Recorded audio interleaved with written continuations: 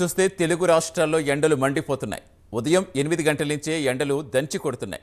పలు జిల్లాల్లో వడగాళ్లు వీస్తున్నాయి. దీంతో తెలంగాణలో టెంపరేచర్స్ 43 డిగ్రీలు దాటేశాయి.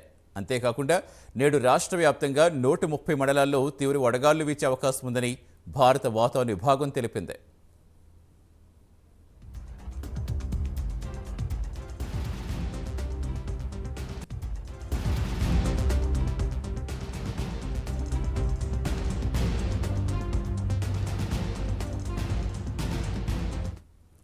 ఆంధ్రప్రదేశ్లోనూ ఎండలు మండిపోతున్నాయి. అక్కడ పలు ప్రాంతాల్లో ఏకంగా 44 డిగ్రీలు టెంపరేచర్స్ నమోదవుతున్నాయి. దీంతో జనాలు అల్లాడిపోతున్నారు. ఉదయం 9 దాటితే చాలు భానుడి ప్రతాపం ఎక్కువగా ఉంటుంది. మధ్యాహ్నం అయితే మాడు పగిలేలా ఉంటోంది. సాయంత్రం 6 దాటినా వేడి తీవ్రత తగ్గటం లేదు.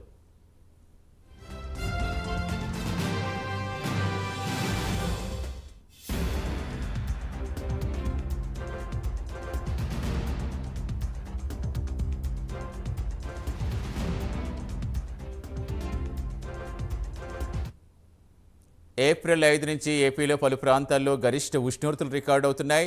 నంద్యాలలో అత్యధికంగా 43.7 డిగ్రీలు నమోదు కాగా కర్నూలులో 43.5, అనంతపురంలో 43.1, తిరుపతిలో 42.4 డిగ్రీల ఉష్ణోగ్రతలు నమోదవుతున్నాయి.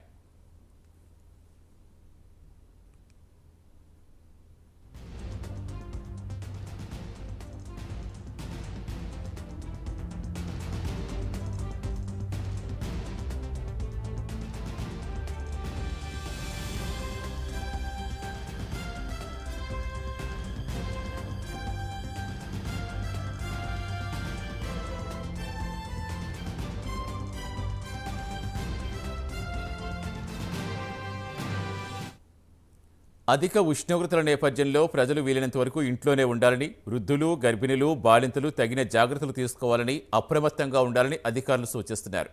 డీహైడ్రేట్ కాకుండా ఉండేందుకు ఓఆర్ఎస్, ఇంట్లో తయారు చేసిన పానీలైన లస్సీ, నిమ్మకాయ నీరు, మజ్జిగ, కొబ్బరి నీరు మొదలైనవి తీసుకోవాలని సూచిస్తున్నారు.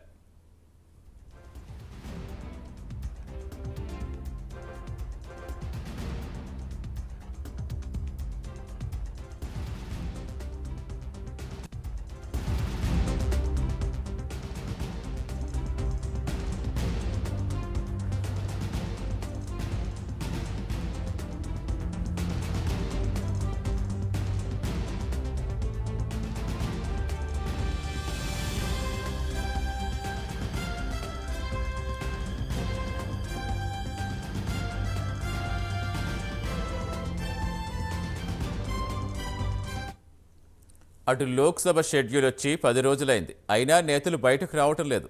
ప్రచారానికి దూరంగా ఉంటున్నారు. నేరుగా సభలు, సమావేశాలు సైతం నిర్వహించడం లేదు. వారికి ఏం చేయాలో పాలుపోవటం లేదు. ఎండలు మరింతగా పెరిగే అవకాశం ఉందని వాతావరణ శాఖ హెచ్చరికల నేపథ్యంలో అభ్యర్థులు మరింత ఆందోళన వ్యక్తం చేస్తున్నారు. ఇక ఉమ్మడి ఆదిలాబాద్ జిల్లాలో ఎండలు మండిపోతున్నాయి. ఆదిలాబాద్, నిర్మల్, కొమరం భీం, ఆసిఫాబాద్, మంచిర్యాల జిల్లా అన్నింటా ఇదే పరిస్థితి ఉంది.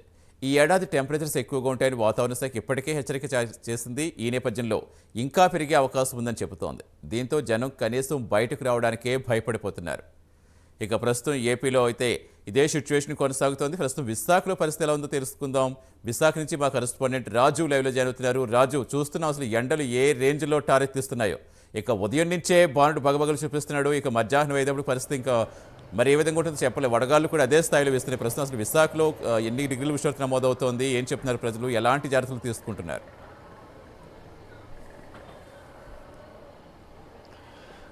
సతీష్, ఎండల గురించి మాట్లాడాలంటే కూడా భయపడే పరిస్థితి అయితే వస్తుందని చెప్పుకోవచ్చు. ఎందుకంటే ఇప్పటి వరకు 10 గంటలు దాటితే ఆఫీస్కి వెళ్ళే వాళ్ళు కానీ, లేకపోతే మిగతా పర్సనల్ పనుల మీద వెళ్ళే వాళ్ళు కానీ 9 దాటిన తర్వాత మాత్రమే ఇంటి నుంచి బయటకు వచ్చి వాళ్ళ పనులని చక్కపెట్టుకునేవాళ్ళు. కానీ ఇప్పుడు పరిస్థితి చూస్తే మాత్రం 10 గంటల లోపల ఎన్ని పనులను కూడా చక్కపెట్టుకొని వాళ్ళంతా కూడా తిరిగి ఇంటి లోపలికి 10 గంటలకు కూడా వెళ్ళిపోయిన పరిస్థితి కనిపిస్తుంది. సాయంత్రం 5-6 గంటలు దాటితే కానీ మళ్ళీ బయటికి అడుగు పెట్టలేని పరిస్థితి కూడా ఉందని కూడా చెప్పుకోవచ్చు. ఇప్పుడు ఉత్తరాంధ్ర వ్యాప్తంగా చూసుకునేటప్పటికి మొత్తం ఎండలు అయితే టారెత్తేస్తున్న పరిస్థితి కనిపిస్తుంది. ఏ ఒక్కరిని కూడా బయటకు వచ్చే పరిస్థితి అయితే కనిపించడం లేదు. కూలి పని చేసుకున్న వాళ్ళు సైతం వాళ్ళ పనులకు వెళ్ళడానికి అయితే చాలా వరకు కూడా ఇబ్బందులు పడుతున్న పరిస్థితి కనిపిస్తుంది. ఒకవైపు వడగాల్పులు, మరోవైపు ఎండల తీవ్రత రోజురోజుకు కూడా పెరిగిపోతుంది కనుక వడదెబ్బకి పాల్పడి మృతి చెందుతున్న వారి సంఖ్య కూడా అదే స్థాయిలో కూడా పెరుగుతుందని కూడా ఒక గణాంకాలు సూచిస్తున్న పరిస్థితి కనిపిస్తుంది. మరోవైపులో చూసుకునేటప్పటికీ వాతావరణ శాఖకు సంబంధించి ఒక క్లియర్ కట్ ఇన్స్ట్రక్షన్స్ కూడా ఇవ్వడం జరిగింది.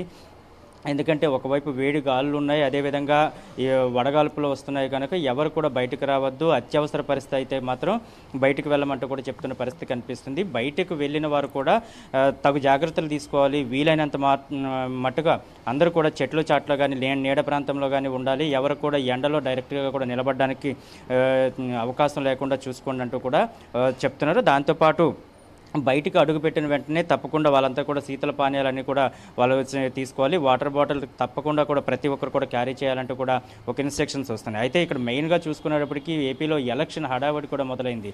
నేతలు పొద్దున్న నుంచి అంటే తెల్లవారుజాము నుంచి కూడా మధ్యాహ్నం 12 గంటల వరకు కూడా ప్రచారం చేసుకోవాలి. మళ్ళీ సాయంత్రం 3 గంటల నుంచి ప్రచారం మొదలు పెడితే కానీ వాళ్ళ యొక్క కాన్స్టిట్యున్సీ మొత్తం కూడా తిరిగే పరిస్థితి అయితే ఉండదు. ఎందుకంటే ఈ రోజుకు చూసుకుంటే దగ్గరగా 30 నుంచి 35 రోజులు మాత్రమే ఎన్నికలకు ప్రచారానికి సమయం ఉంది కనుక ఈ నేపథ్యంలోనే ప్రచారం జోరుగా చేసుకోవాలంటూ కూడా నేతలందరూ భావిస్తున్నారు. కానీ వాళ్ళందరికీ కూడా అడ్డంకిగా సూర్యుడు బగబగ మండుతున్న ఎండలు అడ్డంకిగా ఏర్పడ్డాయన్న విషయం మాత్రమే చెప్పుకోవచ్చు. దానికోసమని ఎవరైతే పొద్దున్న 6 గంటల నుంచి ప్రచారం మొదలు పెడుతున్నారో వాళ్ళు సాధ్యమైనంత వరకు 9-9:30 వరకు మాత్రమే ప్రచారం చేసుకోగలుగుతున్నారు. మిగతా అంతా కూడా ఇంటికి తిరిగి ప్రయాణం అవుతున్న పరిస్థితి కనిపిస్తుంది. అది కాకుండా ఇప్పుడు చూసుకునేటప్పటికీ ఉత్తరాంధ్ర జిల్లాల వ్యాప్తంగా కావచ్చు, విశాఖ జిల్లా వ్యాప్తంగా కావచ్చు, నేతలు ఎవరైతే ప్రచారానికి వెళ్తున్నారో వీళ్ళందరూ కూడా మ్యాక్సిమం పొద్దున్న 9 గంటల లోపల, అదేవిధంగా సాయంత్రం 5 గంటల తర్వాత ప్రచారం చేసుకున్నారు. వీళ్ళందరికీ కూడా చాలా వరకు కూడా అడ్డంకులు ఏర్పడుతున్న పరిస్థితి కనిపిస్తుంది. ఎందుకంటే పొద్దున్నే ఎవరిని కూడా కలిసే పరిస్థితి లేరు. అదేవిధంగా సాయంత్రం వచ్చేటప్పటికి బయట నుంచి వచ్చే వాళ్ళు అలసిపోయి వాళ్ళ ఇంట్లో ఉంటున్నారు కనుక ఎవరిని కూడా కలిసే పరిస్థితి అయితే కనిపించడం లేదు. దీంతోనే నేతల ప్రచారం కూడా చాలా వరకు కూడా నిరుత్సాహం చెందుతున్న పరిస్థితి కనిపిస్తుంది. దాంతోపాటు ఎవరైతే తెగించి ముందుకు వెళ్తున్నారో వీళ్ళందరూ కూడా అనారోగ్య పాలవుతున్న పరిస్థితి అయితే కనిపిస్తుంది అని చెప్పుకోవచ్చు. ఎందుకంటే ఎండ దెబ్బ తగిలిన తర్వాత వాళ్ళు రేపు పొద్దున మళ్ళీ ప్రచారంకి వెళ్ళలేకపోతున్నారు. కొంతమందికి నాయకులకు అయితే తీవ్రంగా జ్వరం రావటం కావచ్చు, లేకపోతే వడదెబ్బ తగిలిన తర్వాత వాళ్ళంతా కూడా డీహైడ్రేట్ అవ్వడం కావచ్చు, ఇటన్ని సమస్యలు కూడా వీళ్ళన్నీ ఉన్నాయని మాత్రం మనం చెప్పుకోవచ్చు.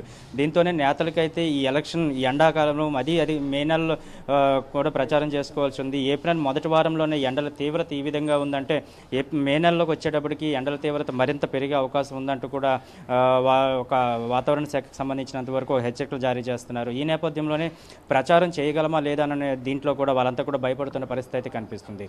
మరో విషయం చూసుకునేటప్పటికి ఇక్కడ పెన్షన్ల రాజకీయం చాలా ఎక్కువగానే ఉందని చెప్పుకోవచ్చు. ఏదైతే వాలంటరీ వ్యవస్థను పక్కన పెట్టిన తర్వాత పెన్షన్దారులు ఎవరైతే ఉన్నారో వీళ్ళందరూ కూడా సచివాలయాల దగ్గరికి వచ్చే పెన్షన్ కలెక్ట్ చేసుకోవాలంటూ కూడా సచివాలయం సిబ్బంది అదేవిధంగా సిఎస్ కూడా ఒక ఆదేశాలు జారీ చేస్తారు. దీంతో వీళ్ళంతా కూడా పెద్దవాళ్ళు, ఎందుకంటే దాదాపుగా 55 ఏళ్ళు దాటిన వారు మాత్రమే పెన్షన్ వస్తుంది కనుక వీళ్ళందరూ కూడా సచివాలయాల దగ్గరికి వచ్చి ఆ పెన్షన్ తీసుకోవడానికి చాలా వరకు కూడా ఇబ్బందులు పడుతున్న పరిస్థితి కనిపిస్తుంది. ఎందుకంటే చాలామంది వృద్ధులు కూడా పెన్షన్ అక్కడికి వచ్చేటప్పటికి ఈ ఎండ వేడి తట్టుకోలేక ఎండ తీవ్రత చాలా ఎక్కువగా ఉండడం వల్ల ఈ వడగాల్పుల వల్ల చాలామంది కూడా సమస్యలు పడిపోయిన వాళ్ళు ఉన్నారు, మృతి చెందిన వారు కూడా చాలామంది ఉన్నారని మాత్రం మనం చెప్పుకోవచ్చు. అయితే దీంట్లో ఇక్కడ మైనస్గా ఇంకొక విషయం కూడా చెప్పుకోవచ్చు సతీష్. ఎందుకంటే గత 4.5 సంవత్సరాల నుంచి కూడా పెన్షన్ డైరెక్ట్గా తీసుకెళ్ళి ఇంటికే ఇవ్వటం వల్ల చాలామంది వృద్ధులకు కానీ లేకపోతే అక్కడున్న వాళ్ళకి కానీ సచివాలయాలు ఎక్కడున్నాయి అండి, ఎందుకంటే అన్నీ కూడా ఇప్పుడు కొత్త ప్రభుత్వం ఏర్పడిన తర్వాత సచివాలయాలన్నీ కూడా కొత్త సచివాలయాలు కానీ ఏర్పాటు చేశారు. అది ఊరుకు కొంచెం దూరంగా కట్టడం కావచ్చు, లేకపోతే ప్రభుత్వ స్థలాల్లో సచివాలయాలు ఏర్పాటు చేయడం కావచ్చు, ఇవన్నీ జరిగాయి. దీనికోసమనే ఈ సచివాలయం అసలు ఎక్కడుంది అనేది కూడా చాలామంది వృద్ధులకు తెలియదు. దానికోసం వీళ్ళంతా సచివాలయం దగ్గరికి రావాలంటే మొత్తం ఊరు మొత్తం కూడా తిరుక్కుంటూ రావాల్సి వస్తుంది. దీంతోనే చాలామంది కూడా ఇబ్బందులు పడుతున్నారు. అసలు సచివాలయం దగ్గరికి పొద్దున బయలుదేరితే సాయంత్రం వరకు కూడా తిరుక్కుంటూ సచివాలయం దగ్గరికి చేరుకుంటున్నారు. దీంతోనే ఈ ఎండ ఎక్కువగా ఉండటం వల్ల, ఎండ దెబ్బ తగలటం వల్ల కూడా మృతి చెందుతున్న వారి సంఖ్య కూడా చాలా ఎక్కువగానే ఉందని చెప్పుకోవచ్చు. ఇంకో విషయం చూసుకుంటే నిన్న విజయనగరం జిల్లాలో కూడా సేమ్ ఇదే సంఘటన చోటు చేసుకుంది. ఒక వృద్ధుడు పెన్షన్ కోసం అనేది పొద్దున్నే 6 గంటలకి ఇంటి నుంచి బయలుదేరాడు. ఎండ తగలక ముందే తన సచివాలయంకి వెళ్ళి పెన్షన్ తీసుకుందాం అనుకున్నాడు. కానీ అటువంటి సిచ్యువేషన్ లేదు. అసలు సచివాలయం ఎక్కడుందో తెలియదు. ఆ పంచాయతీకి సంబంధించినంత వరకు సచివాలయం 3 గ్రామాల తర్వాత ఉంది. అదే 3 గ్రామాలు దాటి వెళ్ళాలంటే వృద్ధుడు సాహసించాడు. కానీ ఎండ దెబ్బ తగిలి అక్కడ మృతి చెందిన పరిస్థితి కనిపిస్తుంది. ఇదే విధంగా శ్రీకాకుళంలో కూడా ఇటువంటి పరిస్థితులే ఉన్నాయి.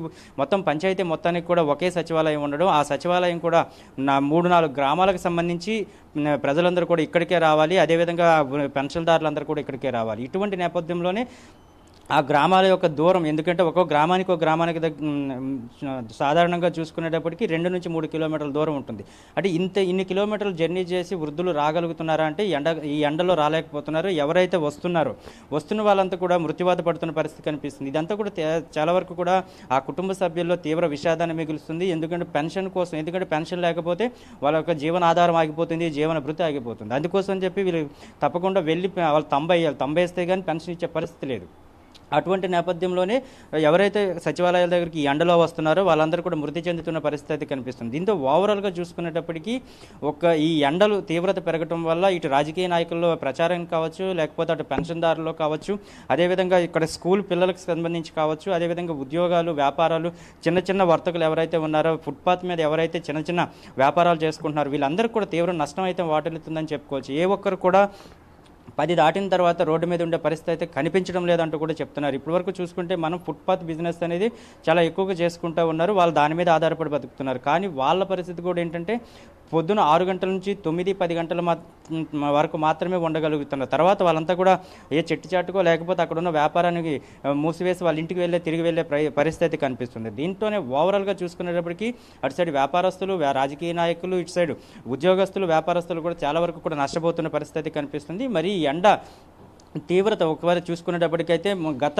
4 రోజుల నుంచి కూడా వరుసగా చూస్తే ఫస్ట్ 34 డిగ్రీల వరకు ఉంది, దాని తర్వాత 36 డిగ్రీలు ఉంది, 38 డిగ్రీలు. ఈ రోజు అయితే విశాఖపట్నంలో చూసుకునేటప్పటికి 40 నుంచి 42 డిగ్రీలు ఉష్ణోగ్రత నమోదవుతుందంటూ కూడా వాతావరణ శాఖ అయితే ఒక జారీ చేసింది. దాంతోపాటు ఇప్పుడు ఏదైతే ఈ విశాఖ కావచ్చు, విజయనగరం కావచ్చు, శ్రీకాకుళం కావచ్చు, మన్యం జిల్లాలు ఏవైతే ఉన్నాయో మన్యంలో కూడా ఎండ తీవ్రత అదే స్థాయిలో ఉంటుందంటూ కూడా చెప్తున్నారు. వాళ్ళకి ఈ ఎండాకాలంలో వచ్చే సమస్యలు కూడా చాలా తీవ్రంగా ఉంటాయి అటుపక్క. ఎందుకంటే వాళ్ళకి మంచినీటి సౌకర్యం అనేది అడపా ఉంటుంది. ఇప్పుడు ఏదైతే వాళ్ళకి మంచినీటి సౌకర్యం కల్పించాలంటే కూడా చాలా వరకు ఇబ్బందులు పడే పరిస్థితి కనిపిస్తుంది. అదే మంచినీటి దొరక ఎవరైతే ఊట నీరు తాగుతూ ఉంటారో ఈ టైంలో ఎక్కువగా ఊట నీరు కూడా వాళ్ళు సేకరిస్తూ ఉంటారు కనుక ఈ నేపథ్యంలో ఒకవేళ కానీ అది జరిగితే వాళ్ళకి ఇతర అనారోగ్య సమస్యలు వచ్చే పరిస్థితి కూడా కనిపిస్తుంది. దీంతో ఓవరాల్గా చూస్తే ఎండల తీవ్రత పెరిగే కొద్దీ ప్రతి ఒక్కరికి కూడా నష్టం వాటిల్లుతుంది కనుక దీనికి ప్రత్యామ్నాయ ఏర్పాట్లు కూడా చేసుకోవాలంటూ జిల్లా యంత్రాంగం కూడా చెప్తుంది. ఎందుకంటే ఇప్పుడు ప్రజల సమస్యలు పట్టించుకునే దాంట్లో ఎవరు కూడా అంత సిద్ధంగా లేరు. ఎందుకంటే మొత్తం కూడా ఎలక్షన్ ఫేవర్లో ఉన్నారు. ప్రతి ఒక్కరు కూడా ఎలక్షన్కి సంబంధించి క్యాంపెయిన్స్ కానీ లేకపోతే ఎలక్షన్కి సంబంధించినంత వరకు అధికారులు అయితే దాని ఏర్పాట్ల మీద దృష్టి పెట్టారు, రాజకీయ నాయకులు అయితే క్యాంపెయిన్ చేసుకునే పనిలో ఉన్నారు. వీటన్నిటిలో చూసుకునేటప్పటికీ మొత్తం ఎవరైతే చాలా వరకు ఇబ్బందులు పడుతున్న ప్రజలు ఉన్నారో వాళ్ళకి హామీలు మాత్రం ఇవ్వగలరు కానీ ఎవరు కూడా వాళ్ళకి పూర్తి స్థాయిలో సహాయ సహకారాలు అందించే సిచ్యువేషన్ ఎవరికి అందట్లేదు. దీంతో ఓవరాల్గా చూసుకునేటప్పటికీ ఎండ తీవ్రత పెరిగే కొద్ది కూడా చాలా వరకు ఇబ్బందులు పడుతున్నారు. ఈ సంవత్సరం పర్టికులర్గా చూసుకునేటప్పటికీ గత సంవత్సరం కంటే ఈ సంవత్సరం వడదెబ్బ తగిలి మృతి చెందే వాళ్ళ సంఖ్య కూడా అదే స్థాయిలో కూడా పెరుగుతుంది అంటూ కూడా వాతావరణ శాఖ ఒక అంచనాలు వేస్తున్న పరిస్థితి కనిపిస్తుంది. దీంతోనే మొత్తం ఎవరు కూడా ముందుగా బయటకు వెళ్ళొద్దు, అత్యవసర సమయాల్లో మాత్రమే మరి బయటకు వెళ్ళండి. ఒకవేళ బయటకు వెళ్ళినట్లయితే మాత్రం వాటర్ బాటిల్స్ క్యారీ చేయాలి, శీతల పానీయాలు తప్పకుండా క్యారీ చేయాలి.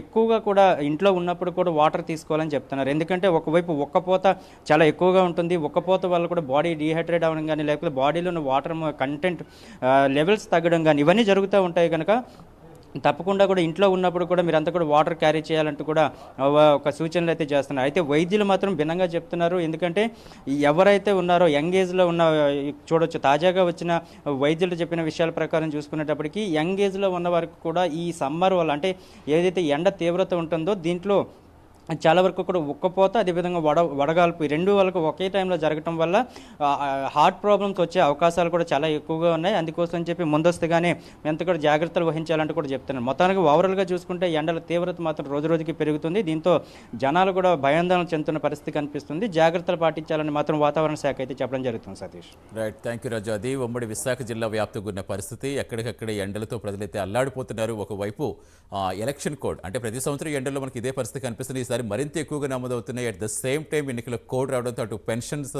ఇష్యూ కూడా నడుస్తోంది. పెన్షన్స్ కోసం వెళ్ళి అనేక మంది వృద్ధులు అలాగే పెద్దవారు కూడా ఎవరైతే ఉన్నారో వారంతా కూడా ఈ వడదెబ్బ తగిలి చనిపోవడం మాత్రం ఇంకా బాధేస్తోంది. So at the same time ఇప్పుడు ప్రస్తుతం మనం కాకినాడ వెళ్దాం. అక్కడ ఉమ్మడి తూర్పుగోదావరి జిల్లా వ్యాప్తంగా సిచ్యువేషన్ ఎలా ఉందో వివరించేందుకు మా కరెస్పాండెంట్ వర్మ జాయిన్ అవుతున్నారు. వర్మ, అక్కడ ఎలా కనిపిస్తోంది, అసలు ఎలా ఈ టైంకి చూస్తే ఇంకా మామిడి పగిలేలా కనిపిస్తుందని చెప్తున్నారు. అసలు ఏ విధంగా అనిపిస్తుంది మీకు అక్కడ ఎండ పరిస్థితి ఏ విధంగా ఉంది? ఒకవైపు రాజకీయ నాయకులు ఎన్నికల ప్రచారం కోసం వెళ్తున్నారు. అక్కడ కార్యకర్తలంతా కూడా అదే ఉత్సాహంతో ఉంటారు. బట్ ఈ ఎండ అనేది మాత్రం అందరినీ ఎఫెక్ట్ చేస్తోంది. సో ఏం చెప్తున్నారు అక్కడ? సతీష్, మీరు అన్నట్టుగా ప్రస్తుతం మాడు పగిలిపోయే రీతిలో ప్రస్తుతం ఎండలు అయితే మండిపోతున్నాయి. ముఖ్యంగా ఉమ్మడి తూర్పుగోదావరి జిల్లా వ్యాప్తంగా ప్రస్తుతం ఈ ఎండ వేడిమిని తాళలేక ఉదయం 8 గంటల లోపే ఏదైనా బయట కార్యక్రమాలు ఉంటే చూసుకుని వచ్చే పరిస్థితులు ప్రస్తుతం నెలకొని ఉన్నాయి. ఏదైతే గడిచిన వారం నుంచి ఏదైతే వేసవకాలం ఎండలంటే మే జూన్ నెలలకు సంబంధించి పూర్తి స్థాయిలో ఎండలు ఎక్కువ తీవ్రతతో ఉంటాయి. అయితే మార్చి నెల నుంచి కూడా ఎండలు రావడం, తాజాగా 4 రోజుల నుంచి బాణుడి ప్రతాపంతో జనం విలవిల్లాడిపోతున్నారు. ముఖ్యంగా వేడిగాళ్ళు ఒక పక్క అయితే ఒక్కపోత విపరీతంగా పెరిగిపోయిన నేపథ్యంలో వృద్ధులు పిల్లలు తీవ్ర అవస్థలు అయితే పడుతున్నారని చెప్పాలి. ఉమ్మడి జిల్లా వ్యాప్తంగా నిన్న ఒక్కరోజు 44 డిగ్రీలు కాకినాడ, అమలాపురం, రాజమండ్రి ఈ 3 ప్రాంతాల్లో 44 డిగ్రీలు ఉష్ణోగ్రత అయితే నమోదైంది.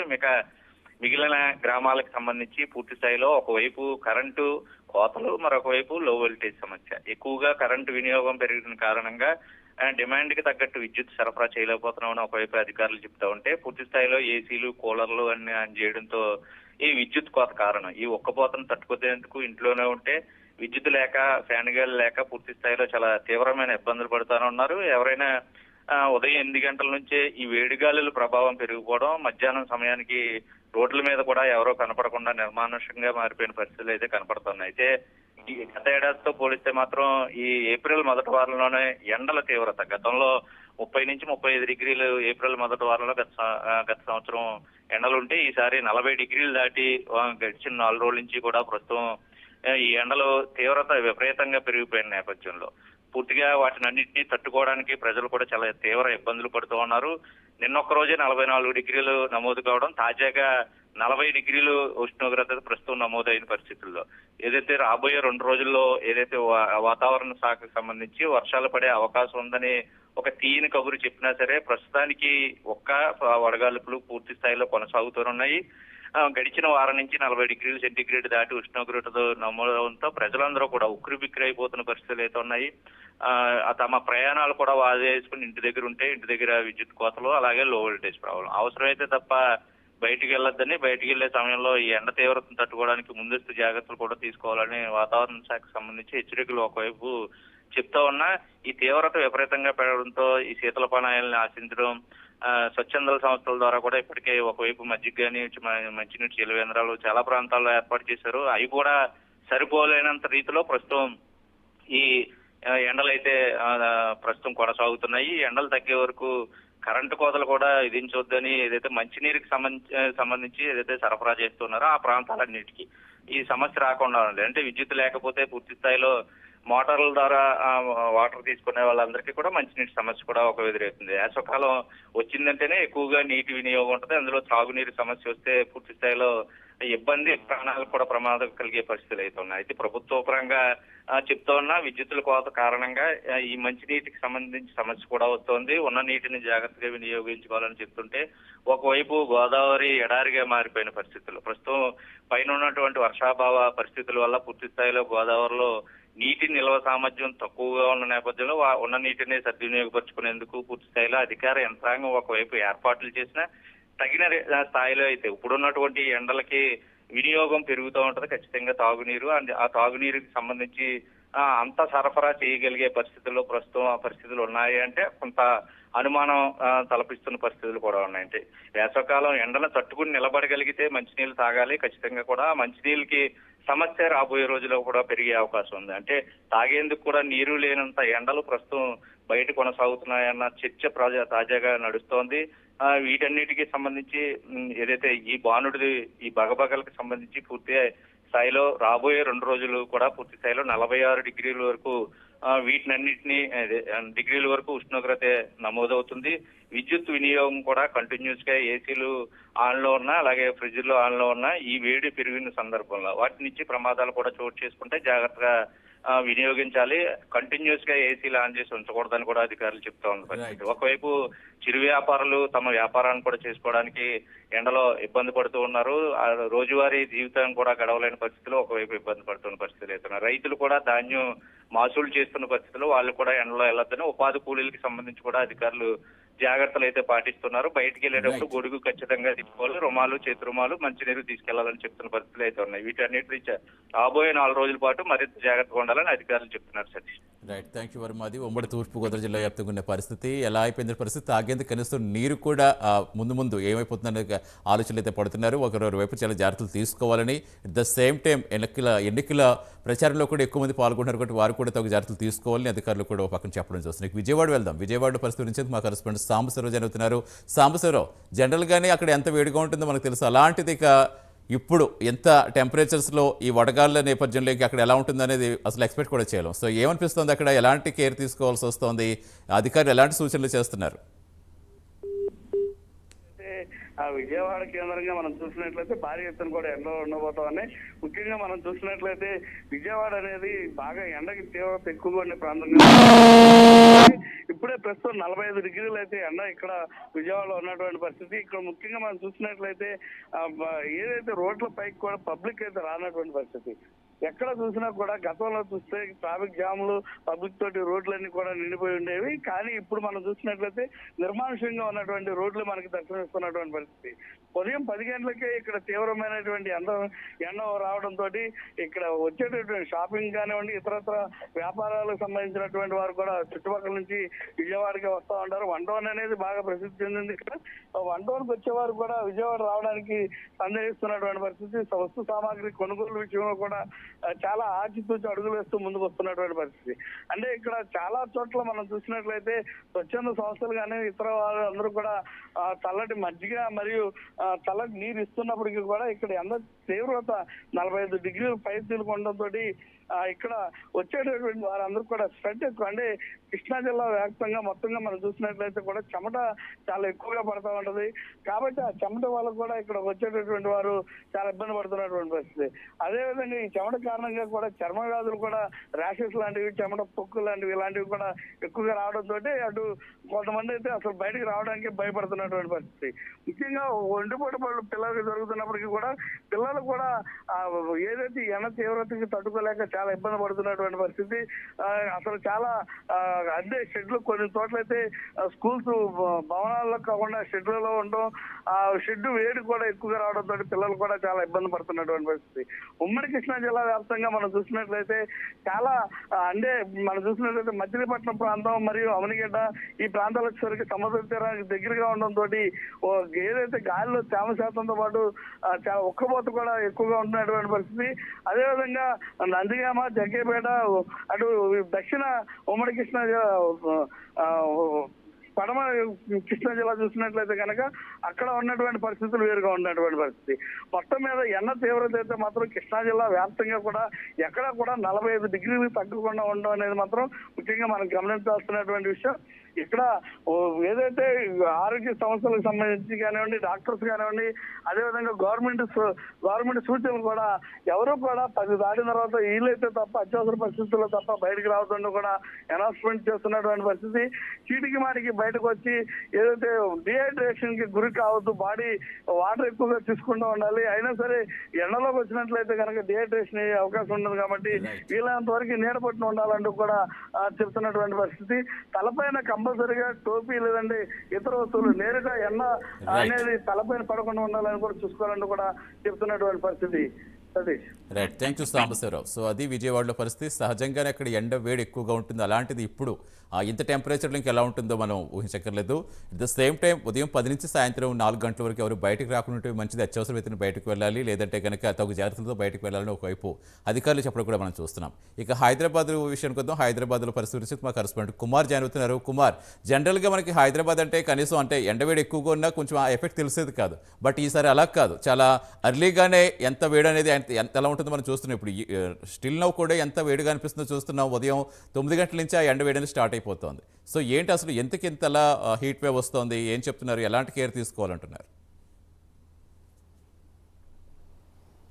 Thank you Satish. మొత్తానికి తెలంగాణ రాష్ట్ర వ్యాప్తంగా రోజు రోజుకు కూడా ఎండలైతే విపరీతంగా పెరిగిపోతున్నాయి.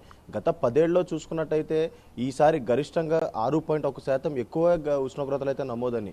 మొత్తానికి తెలంగాణ రాష్ట్ర వ్యాప్తంగా ఏదైతే భద్రాద్రి కొత్తగూడెం కావచ్చు, నల్గొండ, ఖమ్మం, ఏదైతే కరీంనగర్, ఆదిలాబాద్ పలు చోట్లయితే తీవ్రంగా ఎండలు అయితే విపరీతంగా ఉన్నాయి. అలాగే 10 ఏళ్లలో మనం చూసుకున్నట్టయితే ఇప్పుడు గరిష్టంగా ప్రతి చోట కూడా రికార్డు స్థాయిలో ఉష్ణోగ్రతలు అయితే నమోదవుతున్నాయి. ఇప్పటికీ 41.5 డిగ్రీల మేర అయితే ఉష్ణోగ్రతలు అయితే నమోదవుతున్నాయి. ఈ నేపథ్యంలోనే వాతావరణ శాఖ అధికారులు కూడా తీవ్ర హెచ్చరికలు అయితే జారీ చేస్తున్నారు. ముఖ్యంగా ఉదయం 11 గంటల నుంచి ముఖ్యంగా ఉదయం 7 గంటల నుంచి సాయంత్రం 6 గంటల వరకు కూడా ఎండ తీవ్రత చాలా విపరీతంగా ఉంటుందనే చెప్పొచ్చు. అలాగే మరొక పక్క వేడిగా వడగాల్పులు కూడా వీస్తున్నాయి. ఈ నేపథ్యంలో వృద్ధులు కావచ్చు, చిన్నపిల్లలు కావచ్చు ముఖ్యంగా బయటికి రాకూడదంటూ కూడా వాతావరణ శాఖ అధికారులు అయితే చెప్తున్నారు. ముఖ్యంగా మనం చూసుకున్నట్టయితే తెలంగాణ రాష్ట్ర వ్యాప్తంగా కూడా చాలా గరిష్టంగా ఏదైతే ఉష్ణోగ్రతలు అయితే నమోదవుతున్నాయి. ఇప్పటికీ మనం చూసుకున్నట్టయితే రికార్డు స్థాయిలో అయితే పలు జిల్లాలకు కూడా రికార్డు స్థాయిలో ఉష్ణోగ్రతలు అయితే నమోదైనాయి. అలాగే మరొక పక్క ఏదైతే ఈ ఎండ తీవ్రతకు కూడా ప్రజలు చాలా ఇబ్బంది పడుతున్నారనే చెప్పొచ్చు. ముఖ్యంగా రాత్రి వేళల్లో కూడా వేడి గాలులు వీస్తున్నాయి. అలాగే ఏదైతే ఏప్రిల్ మొదటి వారంలోనే ఈ రకంగా ఉష్ణోగ్రతలు నమోదవుతున్నాయి. అలాగే వచ్చే మరింత రోజుల్లో కూడా గరిష్టంగా రికార్డు స్థాయిలో ఉష్ణోగ్రతలు అయితే నమోదయ్యే అవకాశం అయితే ఉంది. అలాగే మరొక పక్క వాతావరణ శాఖ అధికారులు కూడా హెచ్చరికలు అయితే జారీ చేస్తున్నారు. ఉదయం 11 గంటల నుంచి 4 గంటల వరకు కూడా ప్రజలు ముఖ్యంగా బయటికి రావద్దంటూ సూచిస్తున్నారు. ఎమర్జెన్సీ వర్క్ ఉంటే తప్ప బయటకు రావద్దంటూ కూడా వాతావరణ శాఖ అధికారులు అయితే సూచిస్తున్నారు. అలాగే మరొక పక్క ఒకవేళ ఎమర్జెన్సీ వర్క్ మీద బయటకు వస్తే కనుక ఖచ్చితంగా శీతల పానీయాలు తీసుకోవాలంటూ చెప్తున్నారు. ముఖ్యంగా ఓఆర్ఎస్ లాంటివి, వాటర్ లాంటివి, కొబ్బరి నీళ్ళు లాంటివి ఎప్పటికప్పుడు ట్రావెల్ చేసుకుంటూ తీసుకోవాలంటూ కూడా వాళ్ళైతే హెచ్చరిస్తున్నారు. ముఖ్యంగా బయట తిరిగే సమయంలో డీహైడ్రేషన్ అయితే ముఖ్యంగా ఎక్కువ అవుతుంది.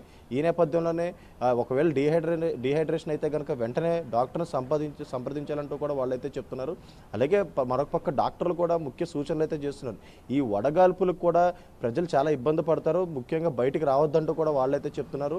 అలాగే ఇంట్లో ఉన్న సమయంలో కూడా ఏదైతే కూలర్స్ కావచ్చు, లేదంటే వేరే కూలింగ్ వస్తువులు కావచ్చు, ఇవి ఎప్పుడు పక్కన ఉంచుకోవాలంటూ కూడా చెప్తున్నారు. అలాగే ఒకవేళ బయటకు మాత్రం ముఖ్యంగా చిన్నపిల్లలు, వృద్ధులు మాత్రం బయటకు రావద్దంటూ కూడా వాళ్ళైతే చెప్తున్నారు. అలాగే ఏదైతే ఇప్పటికీ తెలంగాణ రాష్ట్ర వ్యాప్తంగా చూసుకున్నట్టయితే సుమారు 42 డిగ్రీల వరకు కూడా ఏదైతే ఈ ఉష్ణోగ్రతలు అయితే నమోదవుతున్నాయి. అలాగే మరొక పక్క చిరు వ్యాపారులు, రోడ్డు మీద వ్యాపారాలు చేసే చిరు వ్యాపారులు కూడా చాలా ఇబ్బంది పడుతున్నారు. ఎందుకంటే 11 గంటల నుంచి వాళ్ళకైతే వ్యాపారం స్టార్ట్ అవుతుంది. ఈ నేపథ్యంలోనే ముఖ్యంగా ఎండలు బాగా విపరీతంగా ఉన్న నేపథ్యంలో కూడా వాళ్ళు కూడా చాలా ఇబ్బందులు పడుతున్నారని తెలుస్తుంది. అలాగే వాళ్ళు కూడా ఆదుకోవాలంటూ కూడా వాళ్ళు కూడా గవర్నమెంట్కి అయితే విన్నపం చేస్తున్నారు. అలాగే మరొక పక్క ఏదైతే ప్రజలు అలాగే ఉద్యోగస్తులు వీళ్ళందరూ కూడా ఏదైతే ముఖ్యంగా ఇంటి నుంచి వర్క్ చేసుకునేలాగా వాళ్ళు చూసుకోవాలంటూ కూడా ఇప్పుడైతే హెచ్చరికలు అయితే జారీ చేస్తున్నారు. ముఖ్యంగా మార్చి నెలాఖరు నుంచే ఈ ఎండలు తీవ్ర స్థాయిలో అయితే పెరిగినాయి. ముఖ్యంగా ఏప్రిల్ మొదటి వారంలో కూడా చాలా తీవ్ర స్థాయిలో పెరిగినాయి. అలాగే వచ్చే దారిలో కూడా ఏదైతే ఎక్కువ రికార్డ్ స్థాయిలో నమోదయ్యే అవకాశం ఉందని వాతావరణ శాఖ అధికారులు అయితే చెప్తున్నారు. Satish right, thank you Kumar. అది మొత్తం తెలంగాణలో కూడా ఎండలు మండిపోతున్నాయి. ఒకసారి వరంగల్ వెళ్దాం. వరంగల్ జిల్లా వ్యాప్తంగా సిచ్యువేషన్ ఎలా జరుగుతుంది మా కరెస్పాండెంట్ తిరుపతి జరుగుతున్నారు. తిరుపతి, ఈరోజు ఎలా అనిపిస్తుంది? ఎన్ని డిగ్రీల మేర నమోదైంది? అసలు వాతావరణ శాఖ ఏం చెప్తోంది? ఎలాంటి జాగ్రత్తలు సూచిస్తోంది? సతీష్, ఉమ్మడి వరంగల్ జిల్లా వ్యాప్తంగా ఎండలు దంచి కొడుతున్నాయి. రాష్ట్రంలో ఎండల పరిస్థితి రోజు రోజుకు ఉష్ణోగ్రతలు పెరిగిపోతున్న పరిస్థితి కనపడుతుంది. ఉష్ణోగ్రతలు పెరిగిపోవడంతో ప్రజలంతా కూడా ఇబ్బందులు పడుతూ ఉదయం 10 గంటల్లో మాత్రమే ప్రైవేటు పనులు కావచ్చు, ఎవరైనా ఇతర పనులకు వెళ్లే వారంతా కూడా పనులు ముగించుకొని వెళ్తే పరిస్థితి కనబడుతుంది. ఇప్పటికే వాతావరణ శాఖ అధికారులు కూడా ఎవరు అత్యవసరమైతే తప్ప బయటికి రావద్దు, పరిస్థితి బాగలేదు, బాణుడి ప్రతాపం ఎక్కువగా ఉంది, వడగాల్పుల కూడా ఎక్కువగా ఉన్నాయని అధికారులు చెప్పినటువంటి పరిస్థితి కనబడుతుంది. ఆ జాగ్రత్తలు పాటించి బయటికి వెళ్లాలని వైద్య ఆరోగ్య శాఖకు సంబంధించినటువంటి అధికారులు చెప్తున్నారు. రానున్న 2 రోజుల్లో రాష్ట్రంలో ఉష్ణోగ్రతలు మరింత పెరిగే అవకాశం ఉన్నట్టు వాతావరణ శాఖ అధికారులు ఇప్పటికే అంచనా వేసి ప్రజలను అప్రమత్తం చేసినటువంటి పరిస్థితి కనబడుతుంది. వివిధ ప్రాంతాల్లో ఉమ్మడి వరంగల్ జిల్లాకు సంబంధించిన వివిధ ప్రాంతాల్లో వడగాల్పులు వీస్తున్నాయి. రాత్రిపూట సైతం కూడా సాధారణ కంటే ఎక్కువగా వేడి ఉంటుంది. ఈ రోజు రేపు సోమవారం కొన్ని చోట్ల కొంత ఉరుముల మెరుపుతో వర్షం కురిసే అవకాశం ఉన్నప్పటికీ కూడా ఎండ వేడిని కావచ్చు, ఉక్కపోతతో ప్రజలు ఇబ్బంది పడుతున్నటువంటి పరిస్థితి కనబడింది. ఎవరైతే బయటికి వస్తారో వారంతా గొడుగు, కర్చీపు, క్యాప్ ఇలాంటి జాగ్రత్తలు తీసుకునే బయటికి రావాలని చెప్పిన పరిస్థితి కనబడుతుంది. గత సంవత్సరం కంటే పోలిస్తే 40 డిగ్రీల పైగే ఉష్ణోగ్రత నమోదున్న పరిస్థితి కనబడుతుంది. 41, 42, 43, 42 ఇలా రోజుకొక విధంగా ఉమ్మడి వరంగల్ జిల్లాలోని 6 జిల్లాల్లో ఉష్ణోగ్రత పెరిగిపోతున్న పరిస్థితి కనబడుతుంది. ఎక్కువగా మహబూబాబాద్ జిల్లా, ఇటు ములుగు జిల్లా ఏజెన్సీలో ఉష్ణోగ్రతలు ఎక్కువగా నమోదవుతున్నట్టు అధికారులు చెప్తున్నారు. మొత్తానికైతే ఎండ వేడిమితో ప్రజలు ఇబ్బంది పడుతున్న పరిస్థితులు కనబడతా ఉన్నాయి. Satish. Right, thank you Tirupati. So ఓవరాల్గా తెలుగు రాష్ట్రాల్లో ఎండలు